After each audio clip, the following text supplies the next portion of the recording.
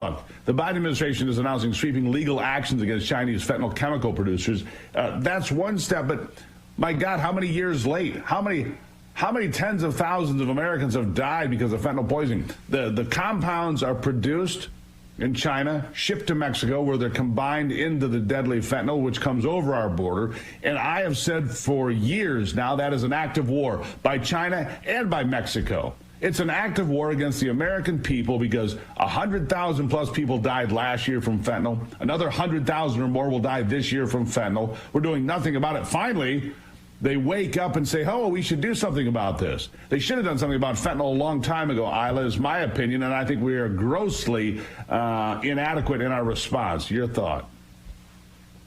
Absolutely, Steve. And I think this is not the first time we discussed about the fentanyl trafficking into the United States, right? We all remember that the fentanyl came from a Chinese professor who worked at MIT and reported to the CCP of its funding of fentanyl and suggests that the CCP can produce fentanyl as a national security strategy and can earn huge profits out of it.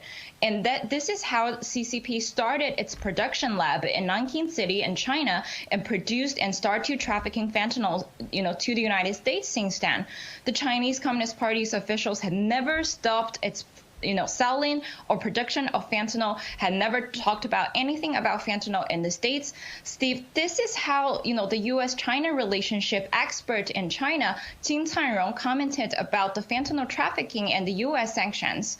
The U.S. now has several aspects to sanction against the CCP, including forced labors in Xinjiang, fentanyl trafficking, and dumping products to the U.S. However, all these are unjustified and untenable. Strictly speaking, with the law, we, the CCP, are not responsible for all these matters.